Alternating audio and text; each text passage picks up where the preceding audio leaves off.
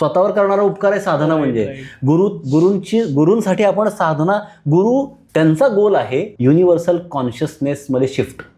त्यांच्या गोलसाठी ते सांगतात की बाबा आमच्या शाळेचा निकाल 100% लागायला पाहिजे, तू अभ्यास कर, तुला काय काय मदत पाहिजे सांग. त्यांचं टार्गेट आहे शाळेचा निकाल 100% लागायला पाहिजे. तुम्हाला बोर्डात पहिला आणण्याचं टार्गेट नाहीये त्यांचं, ते तुमचं टार्गेट पाहिजे स्वतःचं.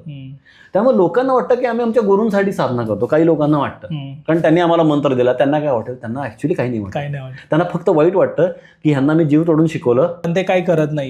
बरोबर आहे.